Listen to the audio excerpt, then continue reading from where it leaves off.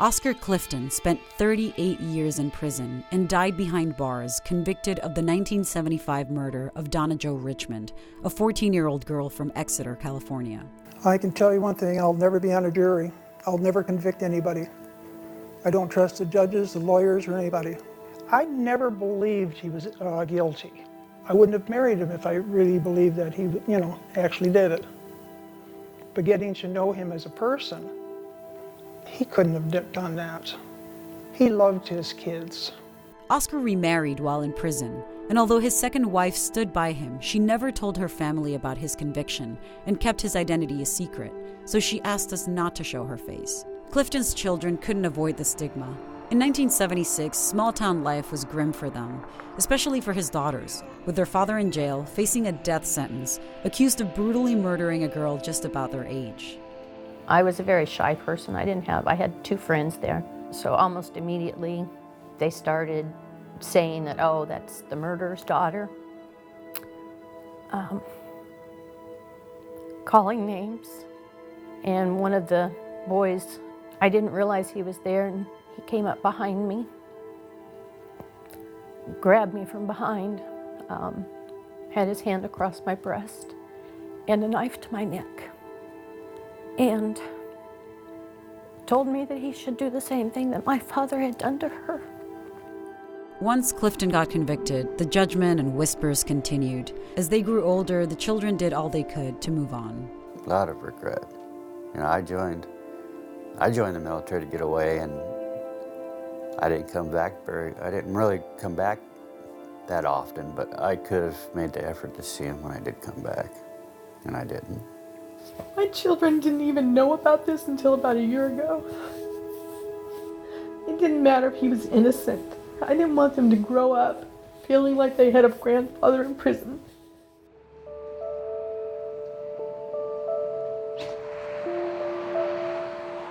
Even though Oscar Clifton was convicted and served almost 40 years in prison for the murder of Donna Jo Richmond, many people have had questions and have suspected for decades that perhaps Oscar Clifton was innocent. One of the main reasons is because around the same time that Donna Jo Richmond was murdered, the Visalia ransacker was terrorizing this community. The answer has always been in Sacramento. In 2018, 5 years after Clifton's death, Sacramento Sheriff deputies arrested 72-year-old Joseph James DeAngelo in Citrus Heights, near Sacramento. He's suspected to be California's most prolific serial rapist and killer. DeAngelo has been called a lot of things by law enforcement. He's been called the East Side Rapist. He's been called the Visalia Ransacker, the original Night Stalker, and the Golden State Killer. My son, who lives in Monterey, is on the phone. And he said, Mom, they caught him. And I said, what?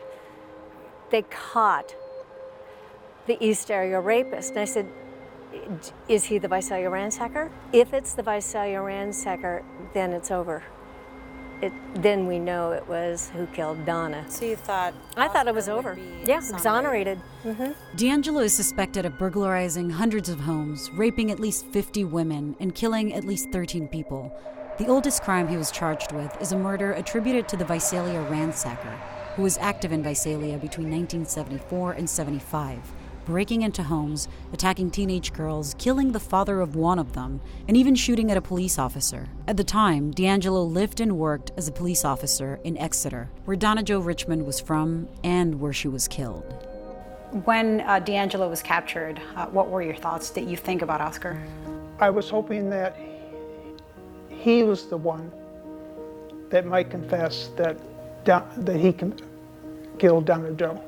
After DeAngelo's arrest, the Tulare County DA's office reviewed the conviction of Oscar Clifton. The DeAngelo story started breaking, and this is something we've known. Oscar Clifton has come up numerous times for some sort of review in the office. It was a well-known case. I knew about it, and when we had an actual name to go with a number of cases around here that I can't get into, we decided, well, we now have a DNA profile, and let's just run that profile and see what happens. The first person DeAngelo is suspected of murdering was Claude Snelling, the father of 16-year-old Beth Snelling. The Visalia ransacker had been stalking her. One night, he finally broke into her home, tried to kidnap her, and shot and killed her father when he intervened. John Vaughn investigated that case. We worked that case and nothing else for 8 straight months. The time of the 8 months, we ended up driving more miles, making more phone calls, working more overtime, contacting more people, trying to catch this suspect, who was called the Visalia Ransacker.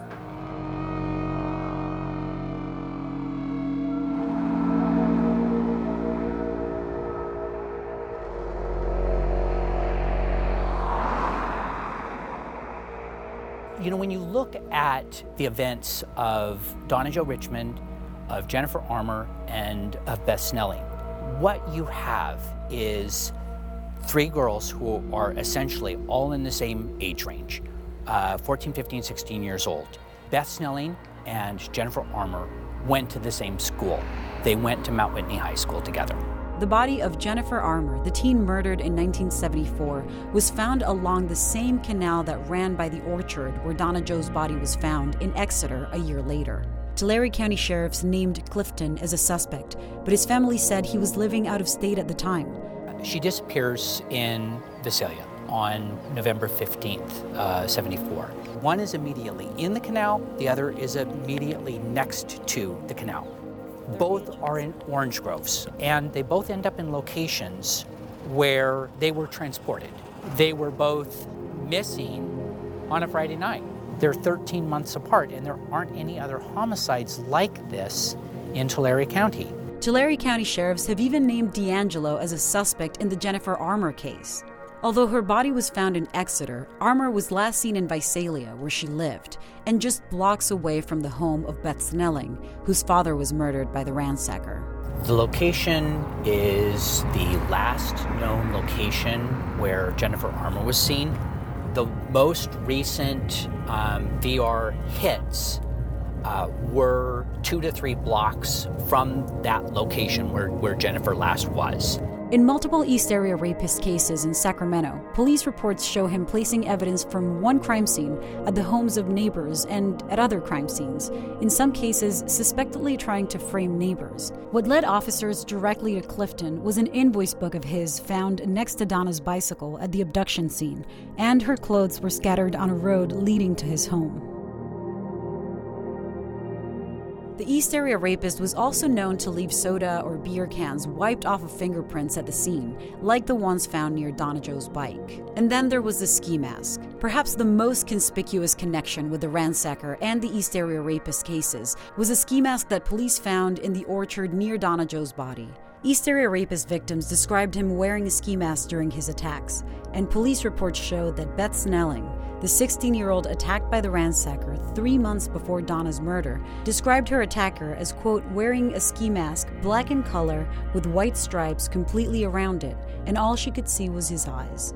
The framing theory assumes the Visalia ransacker left a known piece of ransacker evidence by Donna's body, so police would connect all of the ransacker crimes back to Clifton. The mask from the Richmond case was ordered destroyed within a year of Clifton's conviction, along with most of the evidence from the case, as ordered by the lead investigator, Bob Burt, who arrested Clifton in 65 and in 75, and who knew Clifton from before. All of his behavior indicates that he was trying to hide something. How much? That's a question that only he can answer. He did answer by denying what multiple records and testimony show. I understand from some records that a lot of the evidence was destroyed less than a year after the trial ended, and that it was authorized by you, the destruction of this evidence. Can you tell me why that was? Well, it wasn't done. I would never ordered any evidence in any case ever destroyed. Okay. Wouldn't do that, and wouldn't do that in a murder case, because a murder case is always subject to be tried again, as long as the person's alive. So if you want to destroy your evidence, that'd be idiotic. Is it normal that they would destroy all this evidence right after I wouldn't have done trial? it. So that's not how we do it today.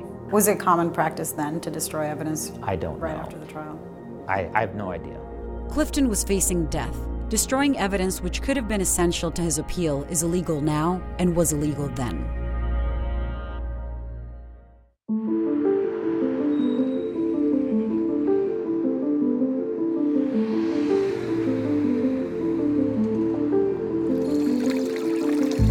Farrell Ward worked with DeAngelo when both were police officers in Exeter. Ward said DeAngelo was the lead detective in the department, which meant he could have collaborated with the Tulare County Sheriff's Office, the agency that investigated the Donna Jo Richmond murder. You could cover up anything you wanted to, being an investigator, Oh yeah, the guys, they talk all the time about, different cases, what's going on, and policemen, they share each other information, and that's how we catch the guys, So him as an Exeter police officer, he could have had all the information he needed. Oh, yeah.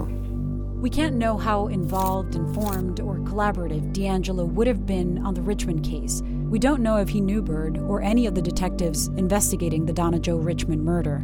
But we do know Bird went to work on the case that night at the Exeter police station where DeAngelo worked. We also know from property records and other neighbors' accounts that Joseph James DeAngelo was neighbors with Bob Bird. So this is DeAngelo's house? Correct. And what you're saying is We go one, 2 houses down. 2, Yep. and this third house. Correct. How did they spend essentially a year and a half is the minimum amount of time that we have for these 2 people to be in this proximity. And they were both detectives. Do you remember a man by the name of Joseph James DeAngelo, the man who now is suspected to be the Golden State Killer? I've never heard of him till I heard on the news. Okay, so you don't remember him from living about 2 houses down from where you lived at the time on Peach Street? Never lived down from me. Okay, you don't remember him then. I understand. I don't remember ever seeing him. Even though I lived in Exeter, I never knew him. Did you have any doubts when they caught him, due to the nature of the case, that perhaps he was the one who could have killed Donna Jo? No, I don't think he had anything to do with it. The evidence didn't point that way.